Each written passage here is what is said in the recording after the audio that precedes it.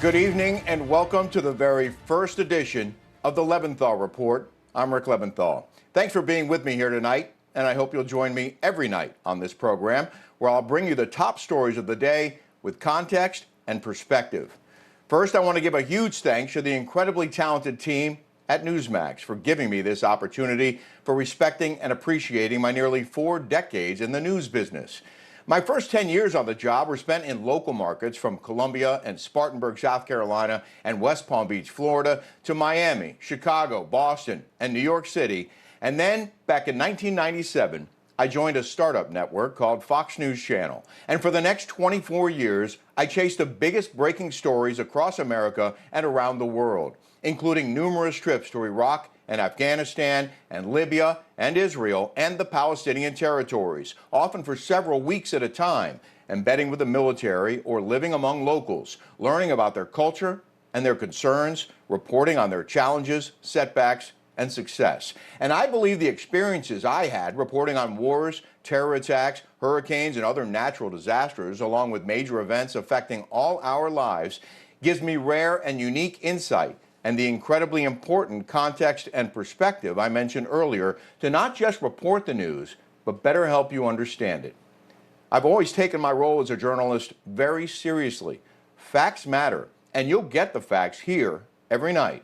With thanks again to the talented team at Newsmax for giving me this opportunity to cover the most important stories every day and share my thoughts and opinions on what's happening in our world. They put their trust in me, and I hope you will too, to keep you informed and, I hope, entertained. We begin tonight with the latest on former President Trump's so-called hush money trial, with Mr. Trump's former attorney, Michael Cohen, taking the stand.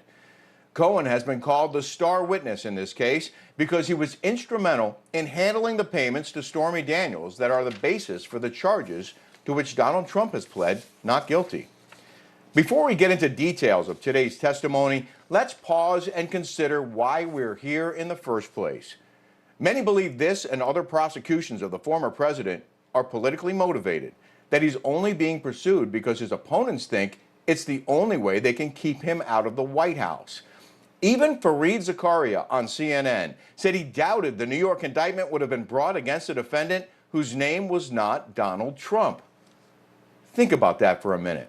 A liberal host on a liberal network is on the record saying the only reason Trump is on trial right now is because of who he is.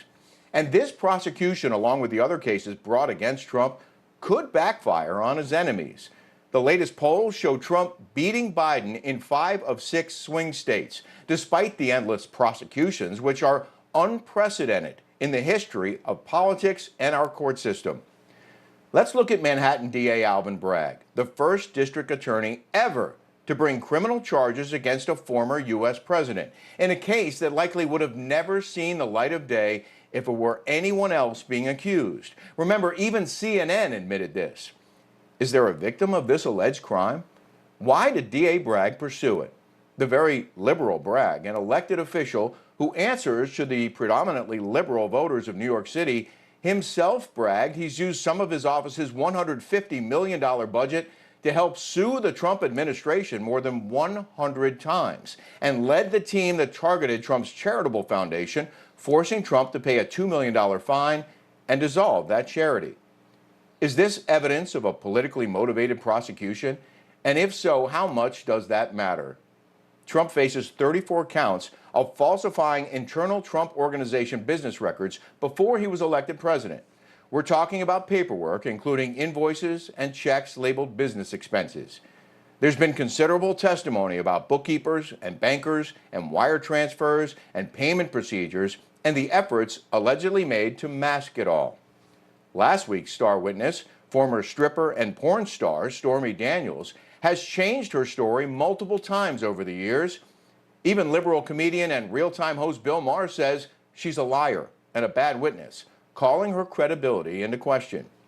Does it matter that considerable details of her story have changed over time, including whether the pair ever had sex in the first place? Does it matter she's already profited greatly off her association with Trump, including paid interviews, paid personal appearances, slots on TV shows, and her own website where she sells T-shirts, calendars, and autographed pictures of herself. Well, now enter the so-called fixer, Michael Cohen, a disbarred convicted felon who admitted lying in federal court and who a New York judge found likely lied in the civil fraud trial as well. He's also profited off his infamy thanks to Mr. Trump, including nightly paid performances on TikTok. He's also reportedly shopping his own reality show. His love-hate relationship with Donald Trump is well documented, and like Stormy Daniels, his credibility is also questionable. Will the jury believe a convicted liar or a porn star who's also contradicted herself over and over again? Both of them have every right to earn a living. The question is, at whose expense? And more importantly for Mr. Trump, the poll-leading Republican candidate, is there proof beyond a reasonable doubt he knowingly falsified business records with the intent to commit a crime or cover up a crime? More on that now.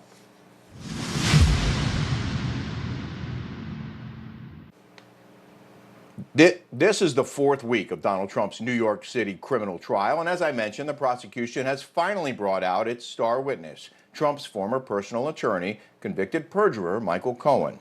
Our John Glasgow, host of the Sunday Report, was at the courtroom and brings us the latest today. John? Michael Cohen spent more than 5 hours on the stand today, where he admitted to the prosecution that he was out of a job after Trump got elected, and that he was disappointed that he did not get the job of White House Chief of Staff. The disbarred lawyer making claims today on the stand that Trump knew about the payments to Stormy Daniels and Karen McDougal, two women alleging affairs that Trump is denying. Now, Cohen says that Trump approved these hefty payouts to keep the stories quiet. Cohen said Trump worried about how they would impact his presidential campaign. So Cohen claims he was doing damage control after the Access Hollywood tape came out.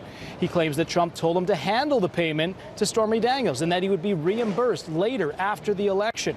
Cohen testified he secretly recorded audio of Trump alleging in his office where he claims Trump told him to pay cash for the stories. This is a direct violation of attorney-client privilege. So Cohen admitted he hid a home equity loan from his wife, money he would have used to pay Stormy Daniels and avoid a paper trail to Trump. So all of this is at the word of Michael Cohen, a convicted felon and liar. There's still no paper trail connecting Trump. So remember, prosecutors need to prove beyond a reasonable doubt that Trump falsified business records with the intent to commit or conceal another crime. The prosecution's theory, the second crime would be in violation of federal and state election laws in how Trump paid Cohen back.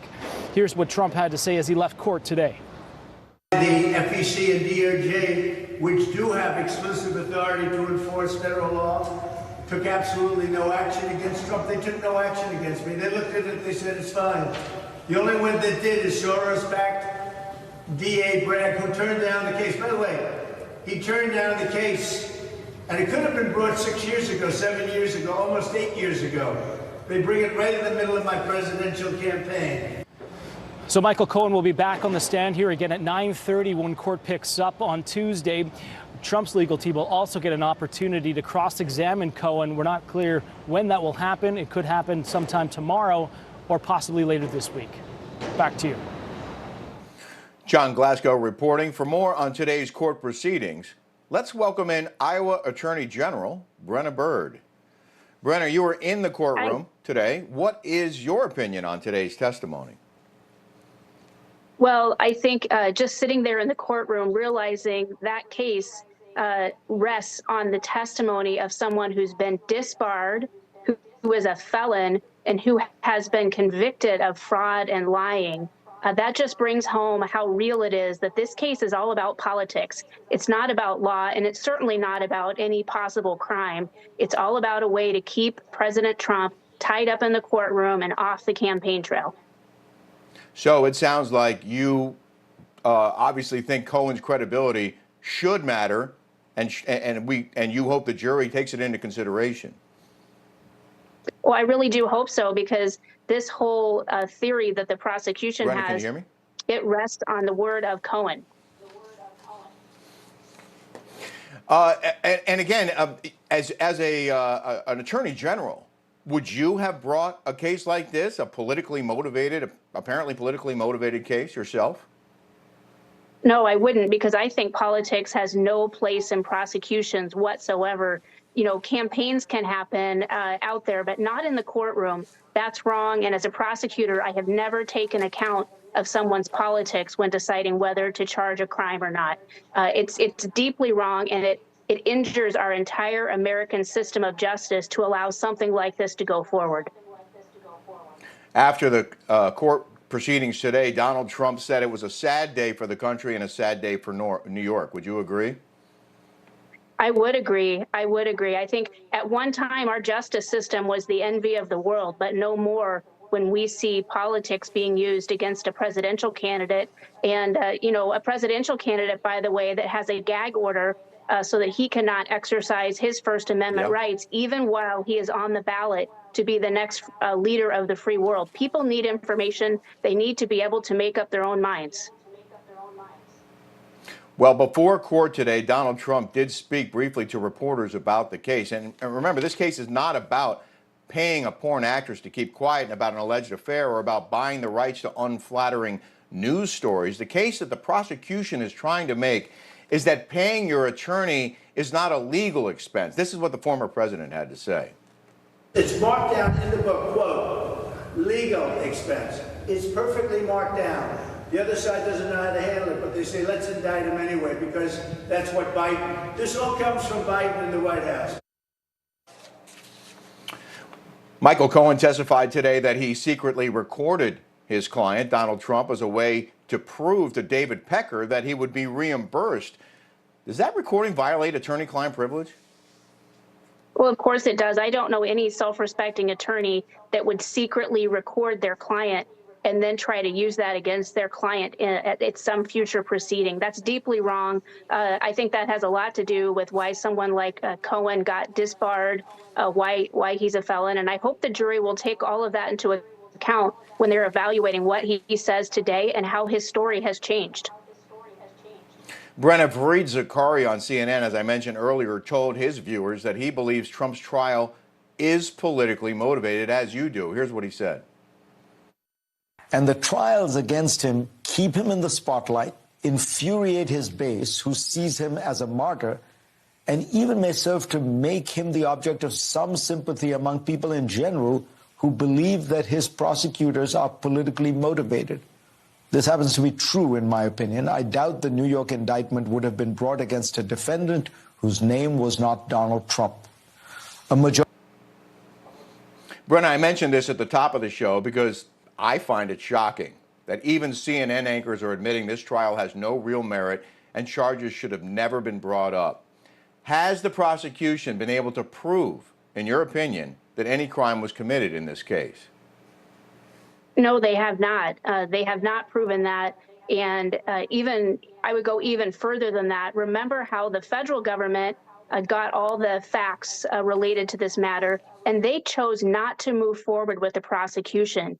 Here we have a DA, Bragg, who campaigned on getting Donald Trump, and that's exactly what he is setting out to do. No, I don't think they have met their burden of proof, and I think part of their goal is just to keep President Trump tied up in the courtroom so he can't go campaign with the American people. But it's not working. He's ahead in battleground states all across the country. And America, we see through what's happening here in New York. And real quick, Brenna, what is the Ohio Attorney General doing in the New York courtroom for this trial? Yeah, well, Iowa, President Trump won Iowa.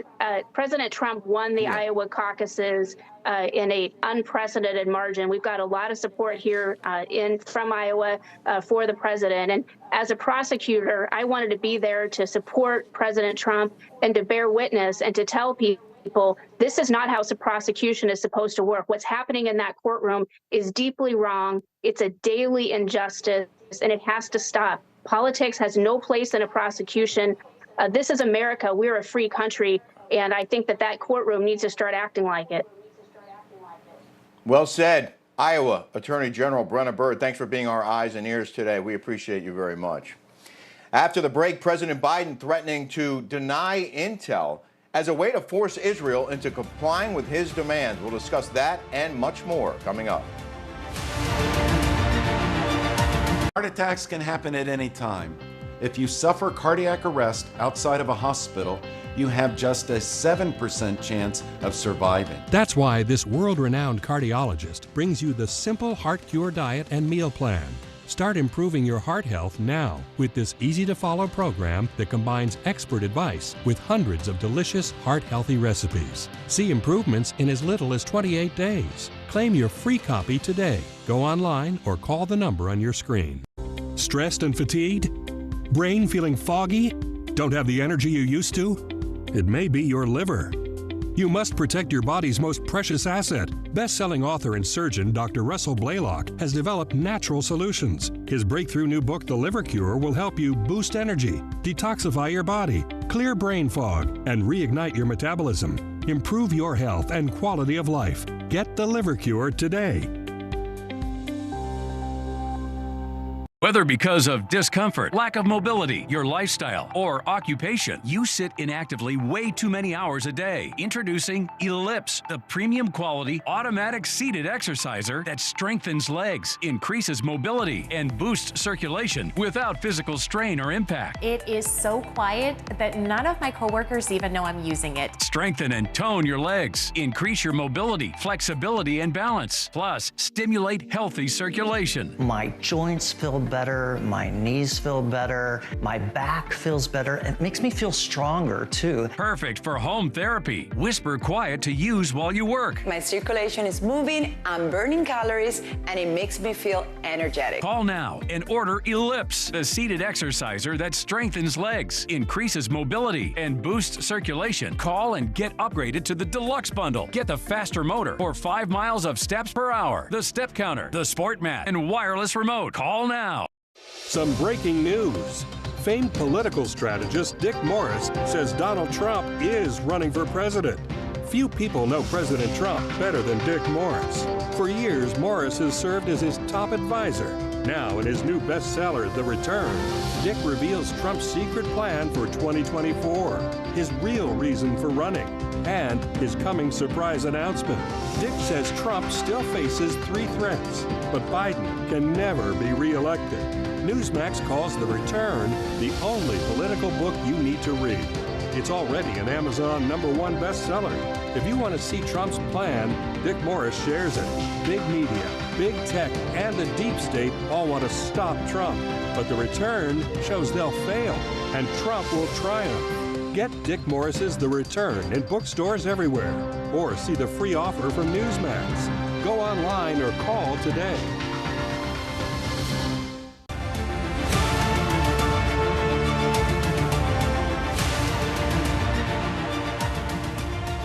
Welcome back. A shocking report reveals the Biden administration is withholding sensitive intel from Israel on Hamas's whereabouts within Gaza. The White House saying it's willing to share this crucial information with its ally only if they halt their military operation in Rafah. Our national correspondent Logan Raddick joins me with more on this new development. Logan?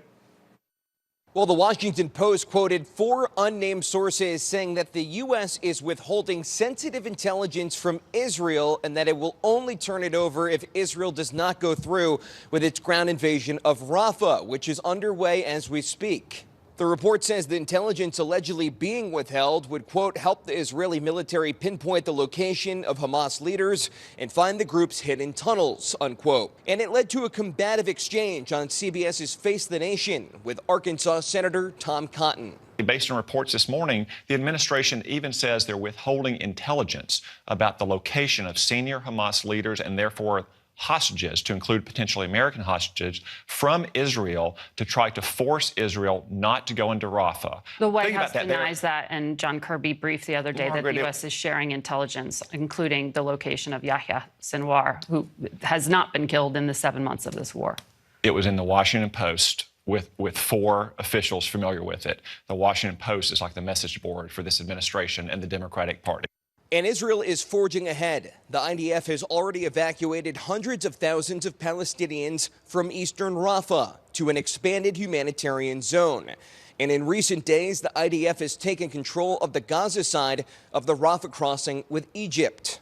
The Rafah operation, which Israel says will take around 2 months, is being carried out in phases. The reason we need to go into Rafah to destroy the terrorists is because that's where they are. We could imagine that they're in other places, but the big bulk of the terrorists are trapped in Rafah, and we need to go destroy them so Hamas cannot rear its head again. And Republicans on Capitol Hill are slamming the Biden administration for allegedly withholding the sensitive intelligence from Israel, but also withholding shipments of 2,000-pound bombs from the Israelis that they're using to target Hamas tunnels. And Republicans say that if the Biden administration wants Israel to be precise in their strikes and avoid civilian casualties, then withholding precision bombs is not the way to go. Back to you. Joining me now to discuss, former Undersecretary of Defense Robert Wilkie. Robert, thanks for being here. As Logan just reported, Biden withholding intelligence on Hamas's whereabouts from Israel, that seems to be giving them, the Israelis, an ultimatum. How do you see this playing out, and what could it mean for the future of the war, and has the Biden administration overstepped? Well, they certainly have crossed a line that no American administration has ever crossed, going back to Harry Truman. But what we're seeing is the confluence of radicalism and incompetence. There's the domestic side of this, and it's two words: Michigan and Minnesota. But Rick, there's another part to this. Just a few weeks ago, the Democratic leader of the United States Senate took to the floor and said we need to get rid of Benjamin Netanyahu. And I know you have reported in the past years, that the Obama administration spent millions of taxpayer funds to get rid of Benjamin Netanyahu. The reason I point to incompetence is that this administration can't even read Israeli public opinion, because there was no one on the far left, far right, or the center who would do anything different than Netanyahu is doing now. If they don't go into Rafah and destroy Hamas, then everything they have done so far is meaningless. Yeah, it just makes so much sense. And for the U.S. to try and inject itself into this conflict and to try and tell Netanyahu and the IDF how to conduct its business when they were the victims, let's not forget. Seems that's exactly unreasonable right. to me. That's exactly right. And you have to remember the kind of subterfuge that this administration is engaged in. The day that Joe Biden went to the Holocaust Museum in Washington, D.C. and said never again, we now know that several days before that, he had issued the orders to stop the transfer of those munitions that the Israelis would use to make precise attacks on Hamas. And now we've seen just today that even the United Nations has pulled back from using the same Hamas casualty figures that the Biden White House has been using since October of last year. Yeah, I want to get to that in a second, but with your military expertise, how could Biden's actions toward Israel during this time of need for them affect how we make and maintain allies with other countries in the future? Yeah, you're so right, and don't forget that right now Beijing is talking to people on Taiwan, saying you can't trust these folks. Putin is putting out his feelers into Eastern Europe, saying, look at this. Their ally that has a spiritual connection to the nation of the United States, going back to George Washington, will not be supported by Joe Biden. That's the message, because it's not just about Israel. Israel is the canary in the coal mine. This administration has placated the Ayatollahs. A week after Israel was attacked, they handed the Ayatollahs $20 billion. Ayatollahs connected to Moscow and ultimately connected to Beijing. That's the three-headed monster that this administration doesn't understand. It seems to me that the Biden administration should focus more on trying to tamp down this anti-Semitism that's running rampant across the country, and less time trying to tell the IDF how to do its job. But you mentioned the UN numbers. The United Nations now revising its data on Palestinian casualties after admitting that their numbers came from the Hamas-run Ministry of Health in Gaza. According to an infographic published on May 6 by the UN's Office for the Coordination of Humanitarian Affairs, the number of women killed was 9,500, with the number of children killed being 14,500. And now a new May 8th report shows the number of casualties is almost half of what the organization had previously believed. Now, any casualty is regrettable, I'm sure you'll agree, but Why would they trust Hamas in the first place, and why would they be using these unreliable numbers? Well, first of all, if Israel didn't exist, the United Nations would go out of business. I mean, even a group like the UN Human Rights Council, 80% of its business is Israel. And you just saw that disgraceful vote by the General Assembly to elevate Hamas and the PA to nationhood status within the General Assembly. But that's what is going on here. It is a full-scale attack on Israel, not just kinetically on their country and their border, but from political forces at the United Nations and on the streets of the United States as the Biden administration caves one after another to the Hamas wing of the Democratic Party. Robert, real quick, with 10 seconds left, do you think that that Israel can rid the Palestinian territories of Hamas terrorists? Absolutely. They can do it, and they will embarrass the Biden administration by doing that. Thank you, former Undersecretary of Defense Robert Wilkie. We really appreciate your time. Thank you, Rick. Coming up, illegal migrants have completely overrun Denver, and now they are issuing a list of demands before they agree to clear out their insane requests when we return. Hi, folks, we're back. If you've been injured in an accident that's not your fault and you don't have an attorney, listen up. We have legal professionals standing by to answer your questions and tell you what your case is potentially worth. Pick up the phone, call now.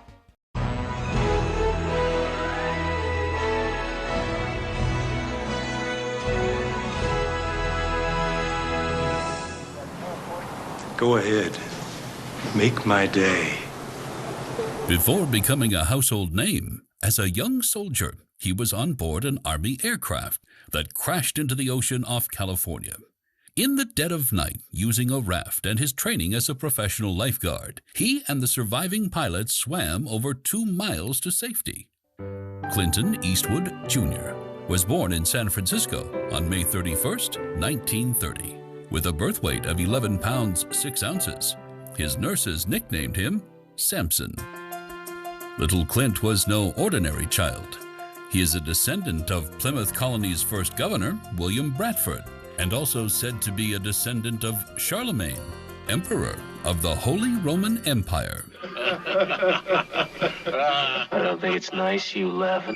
In a career spanning over 6 decades, the entertainment legend would gain recognition as an actor, producer, director, musician, and even politician, after being elected mayor of Carmel, California. His early acting years were unimpressive, but all that changed in 1958, when Eastwood was cast as Rowdy Yates in the TV series Rawhide. When the series ended, his career rocketed to international status when he starred in the spaghetti western A Fistful of Dollars. A box office success, it was followed by For a Few Dollars More and The Good, the Bad, and the Ugly. He became the 1970s biggest male box office star with his Dirty Harry franchise, playing a tough San Francisco detective who wouldn't play by the rules. I know what you're thinking. Did he fire 6 shots or only 5? Clint's creative ability was broad, and soon he showed it directing movies. First with Play Misty for Me. Made for only $750,000, it earned the studio just under $11 million. Clint Eastwood's directing career had begun. Nominated 11 times, Eastwood has won 4 Oscars: Best Director for Unforgiven, Best Picture for American Sniper, and Best Director and Best Picture for $1 Million Baby. Clint also played a cameo in the 2012 Republican Convention, stealing the spotlight from nominee Mitt Romney as he took on an empty chair. Few have had such a remarkable life so far. Clint Eastwood has written the musical scores for 8 films, appeared in over 200 television shows, acted in 64 pictures, directed another 40, and produced 25 features. And he's not finished yet.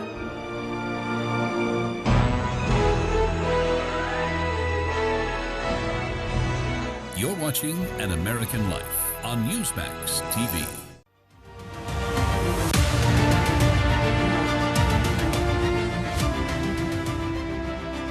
Welcome back to the Leventhal Report. I'm Rick Leventhal. Here's one from the Are You Kidding Me file. Denver illegals have issued a list of 13 demands to city officials, including housing assistance, connection to employment support, and a free immigration lawyer before they'll agree to clear out of migrant encampments throughout the city and move into shelters. Our national correspondent, Mike Carter, has more on this. Mike? Well, much like here in New York City, the city of Denver, Colorado, now facing its own migrant crisis. 41,000 illegal immigrants have moved to the Mile High City in just the last year and a half. Now, one of the city's migrant encampments is demanding that Denver's mayor agree to a list of 13 demands before migrants agree to move into city shelters. The list states that migrants are demanding culturally appropriate food with fresh ingredients provided by the city, unlimited access to showers, free health care and housing.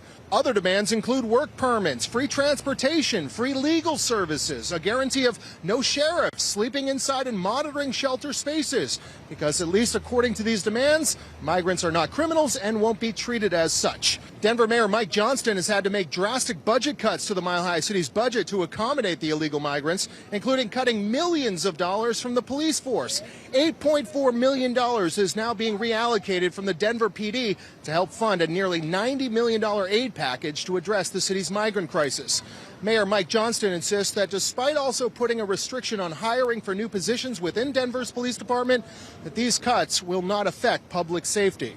And over the last several days, there's been much speculation about who is actually making these demands. Is it the illegal migrants or is it a left-wing activist group? But what we do know is that a Facebook page owned by House Keys Action Network Denver, a homeless advocacy group in Denver, Colorado, did put out these demands. It's a group that has been working with this migrant encampment going back to last year. You also have several counties around the Denver area that are now suing the state of Colorado for laws on the books that don't allow local police officers to work with federal partners when it comes to illegal immigration. In New York, for Newsmax, I'm Mike Carter. That is astonishing, Mike Carter. Thank you. Now to our reporter, Caleb Park, with more important stories of the day. Caleb, what do you have for us? Thanks, Rick.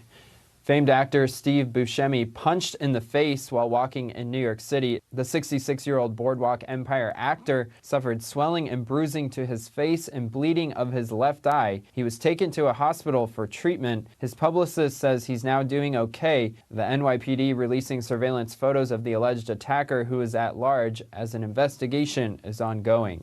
Amazon's self-driving robo-taxi now under investigation by the U.S. government after two braked suddenly and were rear-ended by motorcyclists. The Highway Safety Agency says it will evaluate the automated driving system developed by Zoox. Both crashes reportedly occurred during daytime hours, and the motorcyclists suffered minor injuries. Millions of Americans able to see the northern lights over the weekend, the rare phenomenon caused by a severe solar storm. The brightly colored ribbons of light known as the aurora borealis could be seen as far south as Florida and Texas. The heightened solar activity reportedly caused issues to the power grid, GPS, and Starlink services. And some sad news, the first man to receive a genetically modified pig kidney transplant has died nearly 2 months later. Rick Slayman underwent the procedure at Massachusetts Hospital in March at the age of 62. Surgeons believed the pig kidney would last for 2 years. The transplant team didn't have any indications he died as a result of the transplant.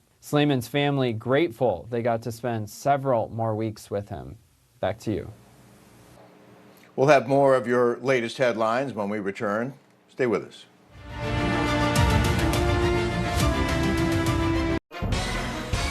Hi, folks, we're back.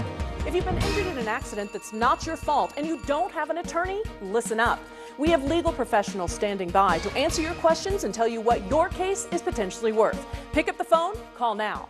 This right here is confidence in a bottle. It makes me feel so much more confident than I've ever felt. They are some of the hottest videos on social media. Those videos claiming to instantly get rid of bags under your eyes. Annette Figueroa is here to tell us why she says this one is for real. This one is for real, and I'm so excited. We even have a video, and all he uses is a small amount on a clean, dry face. And what it does is it tightens and lifts the appearance of bags underneath your eyes. And I did this to my father grandmother. We were at home, so we applied it to his under eye bags, and let me tell you, we were so excited. In under 10 minutes, they visibly disappeared from view, and now it is literally part of both of our daily routines. And not only does it work on the bags, it works on the appearance of crow's feet, fine lines, and wrinkles. At our $14.95 price, it's the best way to try Plexiderm and see it work after your first application. Call the number on your screen. Call 800-316-6394.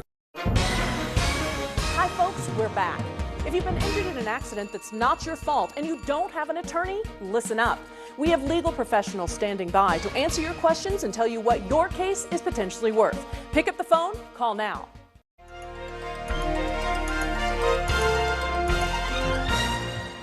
On October 6, 1973, while the nation of Israel observed Yom Kippur, the holiest day of the year for Jews, the combined military forces of Egypt and Syria launched a simultaneous and surprise attack on Israel's southern and northern borders.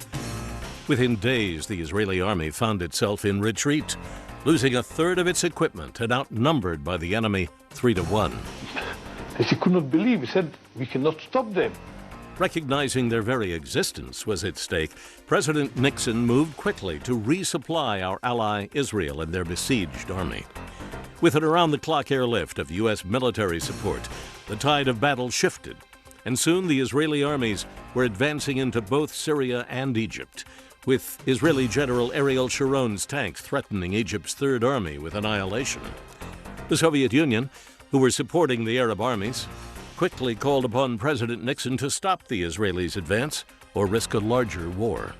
The president intervened, saved the Egyptian army, and then used the opportunity to convince Egypt's President Anwar Sadat to seek a peaceful solution to a conflict that had plagued the region for decades. You're watching An American Moment on Newsmax TV. Cars will break down, and when they do, it's too late. If your car's out of warranty, it leaves you with two choices: get stuck paying for expensive repairs, or one phone call to CarShield. Their administrators pay for your covered repairs so you don't have to. Your coverage includes roadside assistance, towing, rental, and so much more. Plus, with their nationwide network, you choose the mechanic or dealer. Best of all, there's coverage for every wallet size. Make the smart call before it's too late. Call CarShield today.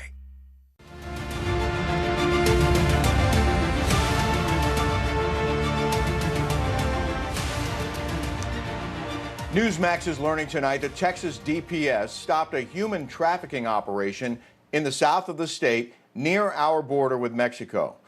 Two of the suspects were able to escape and apparently were picked up by waiting cartel members. Let's welcome in Mark Morgan now, former Commissioner of Customs and Border Protection. Mark, it's a pleasure to have you on the premiere edition of the Leventhal Report. Tell us what you make of all this. Look, Rick, what you just described is happening every day along the southwest border, and it's been happening for the past 3 years. To put that in perspective, in the first 39 months or so of the Biden administration, we've seen over 9.2 million total nationwide encounters, apprehending individuals from 180 different countries and over 2 million known gotaways. That's why we say what's happening on our border right now is complete chaos and lawlessness. And look, the truth is that President Biden took the most secure border in our lifetime, and he intentionally unsecured it, Rick. This must drive you nuts, Mark. I know how passionately you feel about border security, and to see it ignored and laughed at has got to drive you crazy.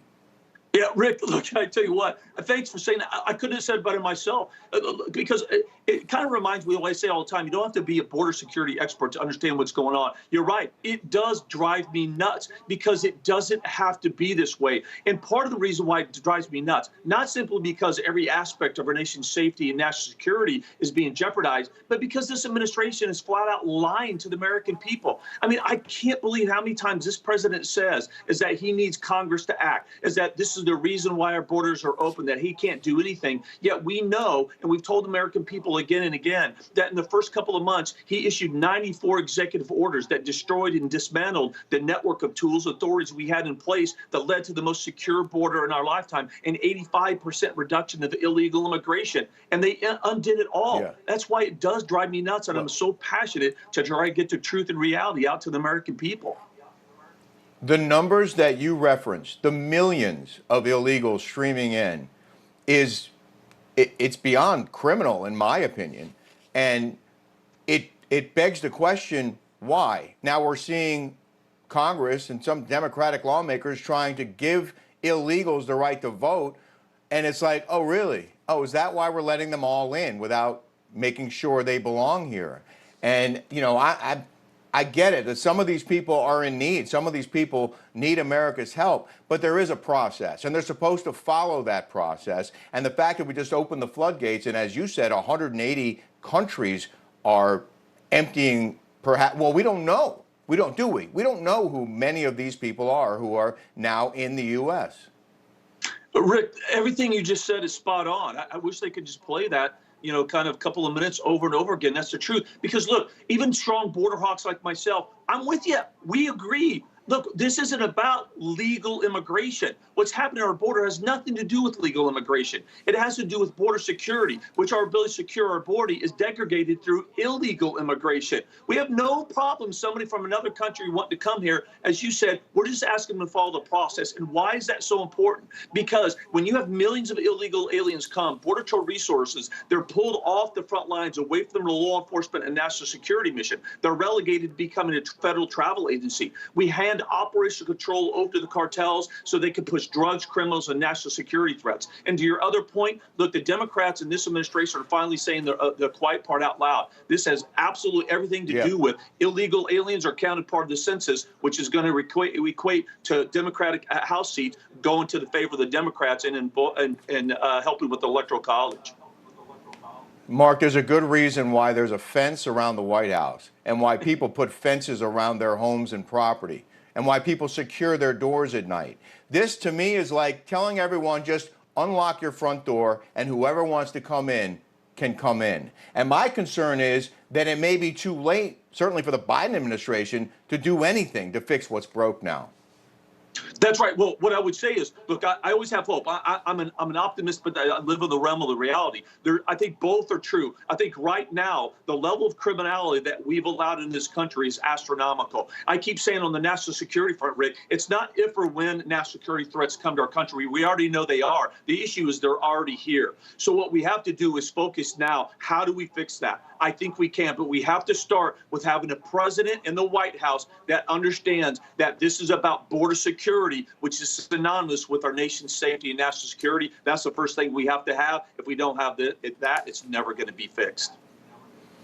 Mark Morgan, I appreciate your insight so much, and we hope you'll join us here on the Leventhal Report repeatedly coming up. Thank you again. You bet. Congratulations on the show. The Eurovision Song Contest. Oh, thank you very much, Mark. The Eurovision Song Contest wrapped up yesterday in Sweden with Swiss singer Nemo making history as the competition's first non-binary winner. However, the performances were not the only thing taking center stage last night, with pro-Palestinian protesters getting arrested throughout the event, including climate activist Greta Thunberg. Our Rome correspondent Alex Salvi has more on the story. Alex? Eurovision is often criticized for being more of a display of politics than a song contest, and this year's event in Sweden was certainly no exception. The Swiss singer Nemo is the first non-binary artist to win the competition, performing a song about their journey to discovering their identity. Nemo is the first winner from Switzerland since Celine Dion represented the country in 1988, garnering the most votes from a jury of members in the music industry. Ireland's Bambi Thug, a self-described queer goth gremlin goblin witch, also making her gender identity a theme of her performances. They lost in the finals, routinely criticizing Israel's inclusion in the contest and saying they cried when Eden Golan advanced to the finals. pro-Palestine protesters outside of the venue, confining the Israeli singer to the hotel room when she wasn't performing, with several people, including Greta Thunberg, being arrested for unruly demonstrations. Prior to the finals, a Polish reporter asking the Israeli performer if her presence endangered the well-being of other people at the contest. Have you ever felt that by being here, you bring risk and danger for other participants and public? You don't have to answer that question if you don't want to. Why not? The EBU is taking all safety precautions to make this a safe and a united place for everyone. I think about... The Dutch contestant, later disqualified for allegedly threatening a female member of the crew during the rehearsals, is heard pressuring the Israeli contestant to answer that question. She was routinely criticized by other contestants and booed during her routine, but finished second in the public vote, suggesting the loudest voices don't necessarily reflect the views of the broader population. Back to you. And now back to the States, where pro-Palestinian protesters continue their efforts to disrupt life across our nation. Here's the latest. A small group of Queers for Palestine activists who blocked off a major road leading into Disney World Saturday. But the short-lived demonstration lasted just 11 minutes before arrests were made. Our Miami correspondent Leonardo Feldman joins us with the details on this. Leo? Florida Highway Patrol arrested 3 Queers for Palestine protesters who blocked the exit towards Disney World. Isabella Janosa, Jenny Nguyen, and Mi Trong were all arrested within 11 minutes of blocking the road. Dave Kerner, the executive director of the Florida Department of Highway Safety and Motor Vehicles, told Newsmax that public roadways are not safe spaces for protests, adding that those that violate the law will be taken into custody and turned over to the local jail without warnings. In another incident, anti-Israel protesters were arrested in Manhattan after blocking a New York Police Department van from leaving the street. Meanwhile, at Duke University, dozens of graduates walked out of their commencement ceremony just before Jerry Seinfeld was set to speak. Several of those graduates were seen holding Palestinian flags. When I'm president, we will not allow our colleges to be taken over by violent radicals. And if you come here from another country and try to bring jihadism or anti-Americanism or anti-Semitism to our campuses, we will immediately deport you. You'll be out of that school. And a week and a half ago, President Joe Biden addressed the protest saying order must prevail at a time when several college campuses had set up anti-Israel encampments. Back to you. Wouldn't that be nice? Stick around. We have much more on the Leventhal Report when we return. Don't go anywhere.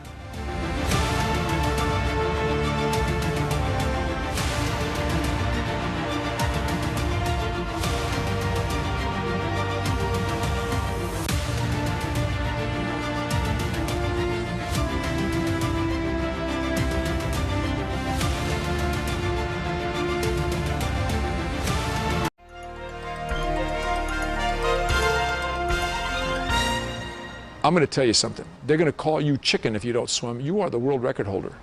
And the premier Olympic swimming event is the 100 freestyle. With those words from his coach, Olympic history was made. Born Mark Andrew Spitz in the little town of Modesto, California, the future Olympian record holder began his swimming career at the age of 2 in the Hawaiian waters of Waikiki Beach. 4 years later, Mark and his family moved to Sacramento, California, and by age 10, he held 17 national age group records and 1 world record. But the best was yet to come. After a disappointing performance at the 1968 Olympics, the Shark, as nicknamed by his teammates, returned to the Olympic Games in 1972, determined to do better. As history records, at the 20th Olympiad, Mark Spitz won 7 gold medals and set 7 world records in the process. But it almost didn't happen. After winning his 5th gold medal, the Olympic champion faced his toughest competitor, Australian Michael Wendon, in what Spitz had always considered his toughest race, the 100-meter freestyle. He thought seriously of withdrawing from the biggest race of his career. But with encouragement from his coach, Spitz reconsidered and changed history. Spitz's achievement gave America a boost internationally as the nation suffered in global public opinion from its long war in Vietnam. and Spitz's victory in the sports arena was especially gratifying. As an American Jew, his victories cast a powerful shadow over the Palestinian Liberation Organization's Munich terrorism, when 11 Israeli athletes were held hostage and eventually murdered by the group belonging to the Black September organization. Despite the horrors and his own nail-biting competition, Mark Spitz always maintained his sense of humor. The night before competition was to begin, he was asked by a Russian reporter why he wore a mustache. Although he had planned to shave it that very night, he replied, I said, no, it doesn't slow me down. I said, it deflects the water away from my mouth. It allows my head to get a lot lower and more streamlined, my behind actually up. And so that's why I was able to break the world record at the Olympic trials in Chicago 3 weeks before. The guy looked at me and hesitated, and then he translated as fast as he could into Russian. All male Russian swimmers the next year had a mustache. For Newsmax TV, I'm Bill Curtis, and this is an American moment.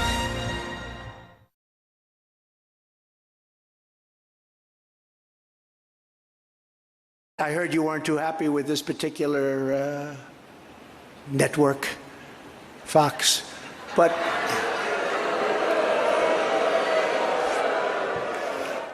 I was watching. Yeah, I understand you exactly, but not exactly friendly. Greg Kelly over at Newsmax. The Newsmax people have been really, really terrific.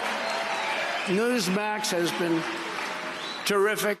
President Trump is right. Millions are tired of Fox, and they're switching to Newsmax Plus. It's the fastest growing streaming service in America. You don't need woke Disney and Hulu anymore. Just get Newsmax Plus. Watch the best shows like Greg Kelly, Rob Schmidt, Greta Van Susteren, and Eric Bolling. And get incredible analysis from Dick Morris, Alan Dershowitz, Carrie Lake, Mike Huckabee, and more. It's free to start. So go to NewsmaxPlus.com now to sign up and watch Newsmax anytime, anywhere.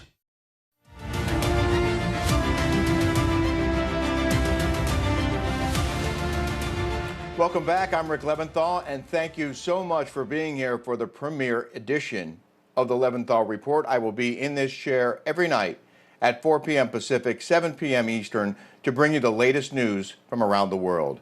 Meanwhile, another Boeing whistleblower is sounding the alarm of the safety measures on the planes after multiple malfunctions and accidents have occurred this year. Sunday Report discussed the issue yesterday, and here's more. Joe, this whistleblower said that he felt that he always, it was just a matter of time before something bad would go happen. He alleged that he saw hundreds of defects daily while conducting the final inspections on these 737 fuselages at the Spirit Aerosystems factory in Wichita, Kansas, before they were shipped to Boeing.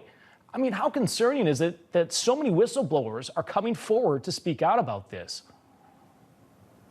Well, what it shows is that there is a broken safety culture at Boeing. And the reason we know that is not only all these incidents and all these whistleblowers coming forward, but also because after the door plug blowout, Boeing said that they didn't have the paperwork to show that they had a functioning quality control system. So I think they've admitted that they don't have a functional quality control system, and now it's just a matter of getting that fixed. It's just baffling to me that, I mean, these are planes carrying people every single day. Boeing is the big manufacturer out there, but why is there no accountability from them, Arthur? How does a big player like this not have to meet the standards to put these planes in the air?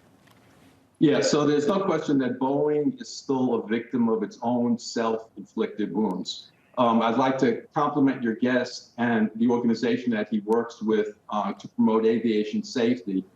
The number of manufacturing defects, manufacturing anomalies is really overwhelming. Boeing is being investigated by 5 federal agencies: the FAA, the NTSB, the Department of Transportation, the Justice Department, and the SEC. They will get it right ultimately, but I want to make an important point here that safety issues, even the numerosity of safety issues that we have with these Boeing airplanes, does not mean the planes are unsafe. I want the flying public to know that. There are 5,000 flights of 737 MAXs every day of the week worldwide. 1,300 of these planes are flying, largely uneventful. And when something does happen, like the plug door that blew out, some other incidents, it's absolutely frightening to experience and certainly to know of. But ultimately, safety problems are inherent in every airplane manufacturing process. It doesn't necessarily mean these planes are unsafe to fly, which I humbly disagree with any suggestion that they are. Arthur, before we go, I want to get to this, though. The U.S. Security and Exchange Commission is investigating statements made by Boeing after its safety practices after a mid-air, the panel blowout that you were just referring to on that 737 flight in January. The investigation, though, will determine whether the plane maker or its executives misled investors in violation of the Wall Street regulators' rules. So from your experience as a pilot and an aerospace engineer, do you think that there are any violations here? Well, it's under investigation. As far as my opinion, I've been involved in litigation with Boeing in one form or another for most of my career. I would say that the statements that I heard from Dave Calhoun, the current outgoing CEO, his predecessor Muhlenberg, about where Boeing was in remedying the safety problems, the safety culture at Boeing, were not really up to stuff. Saying and doing are two different things. It's easy to say, but if you don't walk the walk, it could be construed as misrepresenting state of the company to investors. But Hi, folks, we're back. If you've been injured in an accident that's not your fault and you don't have an attorney, listen up. We have legal professionals standing by to answer your questions and tell you what your case is potentially worth. Pick up the phone, call now.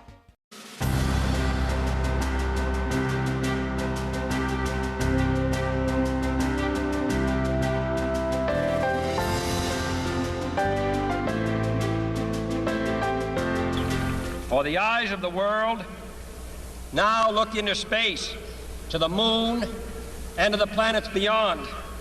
And we have vowed that we shall not see it governed by a hostile flag of conquest, but by a banner of freedom and peace. We have vowed that we shall not see space filled with weapons of mass destruction, but with instruments of knowledge and understanding. We choose to go to the moon. We choose to go to the moon.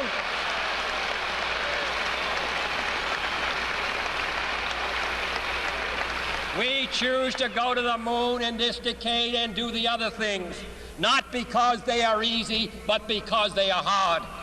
Because that goal will serve to organize and measure the best of our energies and skills. Because that challenge is one that we're willing to accept, one we are unwilling to postpone, and one we intend to win, and the others too.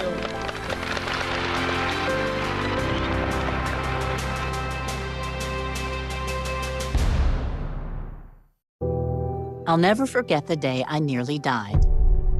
I was a young journalist with a great career, starting a family. The only way we found out I had any kind of heart issue was when I went into sudden death. My coworkers sprung into action. They'd recently been trained in life-saving CPR protocols developed by the American Heart Association. They're the ones that kept me alive until the medics came. They did many tests on me in the hospital after my cardiac arrest and found my arrhythmias and created a treatment plan. My pacemaker, my defibrillator, different surgical procedures I've been, all with research from the American Heart Association. That makes it pretty personal. I think unless you are a heart disease patient, you may not know how much work the American Heart Association does behind the scenes to save your life. That's why I'm doing everything I can to pay it forward, and I urge you to become a monthly donor. Your support will help get the next person trained in CPR, the next hospital to be certified in high-quality cardiovascular care, the next medical breakthrough, one that could save your life or the life of someone you love. Heart disease kills 1 in 5 Americans, and we urgently need your help to save lives. Go to helpheart.org or call now to become a monthly donor today. When you become a monthly donor, you'll help sustain life-saving work all year long.